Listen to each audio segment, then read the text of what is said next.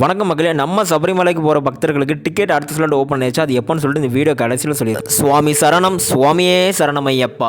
மேற்கு தொடர்ச்சி மலைகளுக்குள்ளே இருக்க ஒரு காட்டுக்குள்ளே இருக்கிற மலைக்கு மேலே இருக்க ஒரு கோவிலுக்கு இன்றைக்கும் லட்சக்கணக்கான பீப்புள் எப்படி வர்றாங்க, தேடி வர்றாங்க. அதுவும் அந்த கோவிலுக்கு வரணும்னா அவங்களோட ஆர்வமாக இருக்கட்டும், துணிஞ்சு வரதாக இருக்கட்டும், அவங்களோட இன்பம் துன்பம் எல்லாத்தையும் விட்டு வராங்க. அது எப்படின்னு இந்த வீடியோவில் நம்ம பார்ப்போம். அதாவது ஒரு வருஷத்துக்கு லட்சக்கணக்கான பேர் நடந்து வந்து மலைக்கு மேலே ஏறி இறங்கி, அதாவது அவங்களோட ஈகோவை விட்டுட்டு எதுக்காண்டு இவ்வளோ கஷ்டப்பட்டு சபரிமலைக்கு வராங்க. சபரிமலையில் அப்படி என்ன இருக்குது, அதோட ஆன்சர் என்னன்னு கேட்டிங்கன்னா செம்ம பவர்ஃபுல். எஸ், நம்ம சபரிமலை பற்றி தான் பார்க்க போகிறோம். சபரிமலையை பற்றி பார்க்கறதுக்கு முன்னாடி நம்ம சேனலை சப்ஸ்கிரைப் பண்ணனா சப்ஸ்கிரைப் பண்ணியிருக்கேன். மொதல் விஷயம் விரதம். சபரிமலைக்கு போகிறதுக்கு முன்னாடி நம்ம 41 நாள் விரதம் ஸ்டார்ட் பண்ணிடணும். இப்போ நம்ம மலைக்கு போனதுக்கு முன்னாடி மாலை போட்டாச்சு. அப்புறம் என்ன நடக்கும் அப்படின்னு கேட்டிங்கன்னா, நம்ம வந்து ஆடம்பரத்தை விரும்பக்கூடாது, கோவப்படக்கூடாது, தீய பழக்கங்களுக்கு நம்ம அடிமையாக இருக்கிறது எல்லாத்தையும் விட்டுறணும். அப்புறம் ஃபுல்லாகவே நம்ம வந்து ஒரு சன்னியாசி மாதிரி வாழ்க்கை வந்து வாழ ஆரம்பிச்சிடணும். இதுதான் சபரிமலையோட முழு அர்த்தம். இது வந்து ஒரு பக்திக்காண்டி மட்டும் இல்லை, இது ஒரு மைண்டை வந்து ரீசெட் பண்ணுற பட்டன் மாதிரி. எப்படி நம்ம சிஸ்டம்லாம் ஹேங் ஆயிடுச்சுன்னா ரீசெட் அடிச்சு முதல்ல ஃப்ரெஷ்ஷாக இருக்கும், அதே மாதிரி நம்மளை ஃபுல்லாக ரீசெட் அடிக்கிற ஒரு பவர் தான் சபரிமலை.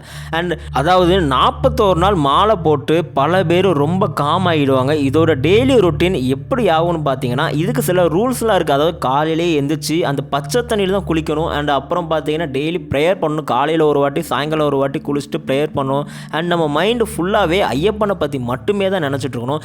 இந்த 41 நாளோட விளைவு இப்படி நம்ம 41 டேஸ் நம்ம இப்படி பண்ணிட்டோம் அப்படின்னா, நம்ம பாடி வந்து எப்படின்னா மெலிஞ்சு ரொம்ப லைட் வெயிட் ஆகிரும். மைண்டு ரொம்ப ஷார்ப்பாக இருக்கும். எப்படி சொல்லலாம், ஒரு சித்தர் மாதிரின்னு கூட சொல்லலாம். அவ்வளோத்துக்குள்ளே நம்ம மைண்ட் நம்மளை வந்து சேஞ்ச் பண்ணிடும். அண்ட் அதுக்கப்புறம் பார்த்தீங்கன்னா ஜேர்னி, இந்த சபரிமலைக்கு போகிற கூட இந்த வழிபாதைகள் எப்படிலாம் பயணம் பண்ணணும் அப்படிங்கிறத பற்றி நம்ம பார்க்க போகிறோம். ஸோ சபரிமலைக்கு பயணம்னு சொன்னால் அது வந்து ஒரு அழகானது. லைஃப்பில் ஒரு வாட்டியாச்சும் நம்ம வந்து அதை எக்ஸ்பீரியன்ஸ் பண்ணியே ஆகணும். இல்லைனா கண்டிப்பாக நீங்கள் மிஸ் பண்ணிட்டீங்கன்னு தான் சொல்லணும். அதுவும் வெறும் காலில் செப்பல் போடாமல் காட்டுக்குள்ளே கல்லும் முள்ளும் காலுக்கு மெத்தை அப்படின்னு நம்ம பாடிட்டு போகும்போது, அதுவும் தலையில் நம்ம அந்த இருமுடியை கட்டிட்டு போவோம் பார்த்தீங்களா. ஆனால் இந்த இருமுடினா என்ன நிறைய பேர் சொல்கிறாங்க, அதை பற்றி எனக்கு எதுவுமே தெரியல. அப்படின்னா இருமுடினா ரெஸ்பான்சிபிலிட்டிஸ், அதாவது நம்மளோட பொறுப்புகள், கடமைகள், அப்புறம் சரண்டர்னு அர்த்தம்.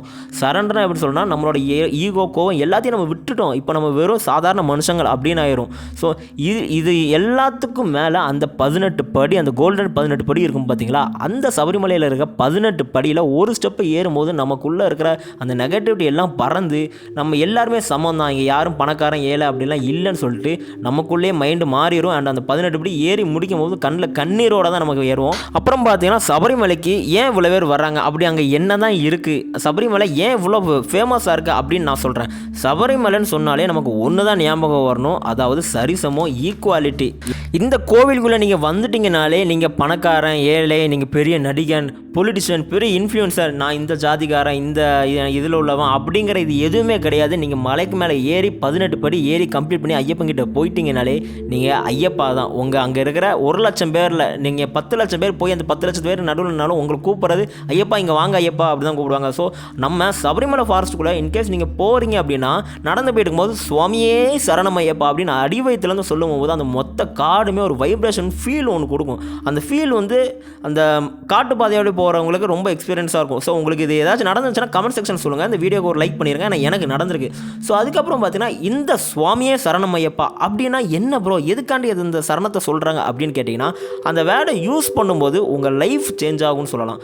அது எப்படி ப்ரோ இந்த ஒரு வேர்டை லைஃப் சேஞ்ச் ஆகும் அப்படின்னா, ஐயப்பா அப்படின்னு நீங்கள் சொன்னீங்கனாலே மொதல் விஷயம் discipline, patience, courage, balance, love, இது எல்லாமே வந்துடும். இன்னும் சொல்லணும்னா நம்மளுக்கு ஒழுக்கம் வந்துடும், அதாவது கடமைகள் எப்போ வந்துடும். அப்புறம் வந்து கரேஜ், அதாவது எப்படிலாம் நடக்கணும், எப்படி நடக்கக்கூடாதுன்னு தெரிஞ்சிடும். லைஃப் வந்து ஒரு ஃபோக்கஸ்டாகவும், அப்புறம் இந்த ஆன்மீகத்து மேலே நம்மளுக்கு ஒரு விருப்பம் வரும். இப்போது நான் சிலர் நிம்மதியாக இல்லைன்னு சொல்கிறாங்க பார்த்தீங்களா, அவங்களுக்கு எல்லாத்துக்கும் ஒரு வாட்டி நீங்கள் சபரிமலைக்கு போயிட்டு வந்தீங்கன்னா இனிமேல் அதை சொல்ல மாட்டீங்க. ஏன்னா சபரிமலையில் அவ்வளோ விஷயங்கள் இருக்குது.